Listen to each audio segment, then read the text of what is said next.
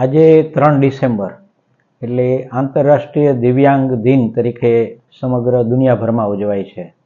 શરૂઆતની અંદર દુનિયાની અંદર જે વ્યક્તિઓને કોઈને કોઈ પોતાની જે આંખથી માંડીને કાન, નાક, હાથ પગની જે કંઈ વિકલાંગતા હતી એને મદદ કરવા માટે એક આ દિવસ નક્કી કરવામાં આવ્યો. અને ભારતની એક મહત્તા છે કે ભારતે આ વિકલાંગ શબ્દને કાઢીની જગ્યાએ દિવ્યાંગ જોડ્યું.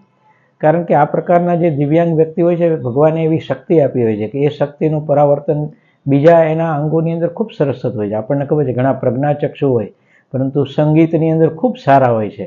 અરુણિમા સિન્હા કે જેનો એક પગ અકસ્માતમાં કપાઈ ગયો હતો, એક પગની અંદર ઘણા સળિયા નાખેલા હતા, છતાં એણે માઉન્ટ એવરેસ્ટ સર કર્યો હતો. તો આવા દિવ્યાંગજનો કે જેને જન્મથી પણ ઘણી ખોડખાપણ હોય, તો હું એક બાળક છે કે જેને જન્મથી આંખ નથી પરંતુ સાંભળીને આખી ગીતા એને મોઢે છે. તો ભગવાન દિવ્યાંગોને કોઈને કોઈ એક શક્તિ આપી છે. પરંતુ આવા દિવ્યાંગજનોનું સમાજમાં એક માનભર સ્થાન જળવાઈ રહે એ માટે સમાજે ખૂબ મહેનત કરવાની જરૂર છે. આ વખતનું જે આંતરરાષ્ટ્રીય દિવ્યાંગ દિન છે એની એક થીમ પણ છે કે આ પ્રકારના દિવ્યાંગજનો છે એ એક એમના સમાજની અંદર એ પ્રકારના લોકોના એક નેતૃત્વ ધારણ કરે. આજે સરકારની વિવિધ યોજનાઓ પણ બહાર પડતી હોય છે, સમાજની અંદર અનેક સામાજિક સંગઠનો પણ મદદ કરતા હોય છે. એના માટે વિશેષ સગવડતાઓ પણ સરકાર દ્વારા વિચારી રહી છે. ઘણી જગ્યાએ નોકરી અને ભણવાની અંદર એના માટેના આરક્ષણો પણ હોય છે.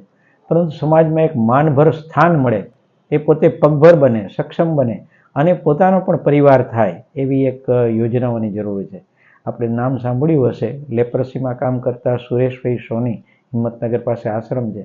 લેપ્રસીની અંદર જેના હાથ પગ કંઈક ખવાયા હોય એને પગભર કરી એમના પરિવાર વસાવવાનું કામ કરે.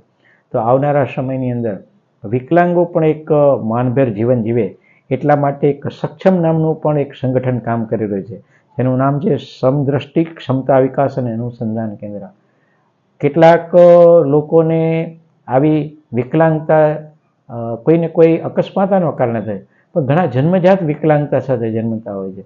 તો એવા બાળકોનો જન્મ પણ ન થાય અથવા થાય એ પહેલાં એનું નિદાન થઈ શકે, એની સારવાર થઈ શકે એ માટે પણ ખૂબ કરવાની જરૂર છે. ઘણા સેરિબ્રલ પાલ્સી સાથે કોઈને કોઈ જન્મજાત ખોડ સાથે જન્મ થાય, એવા જન્મ અટકાવી શકાય એ માટે પણ ખૂબ પ્રયત્ન કરવાની જરૂર છે. સમાજ જાગૃત થવાની જરૂર છે. આવા દિવસો છે એક દિવસ માટે ન ઉજવતા સમગ્ર વર્ષ દરમિયાન અને સમગ્ર પ્રજાજનો સમક્ષ આવો વિષય ચાલે એવી એક અભ્યર્થના અસ્તુ.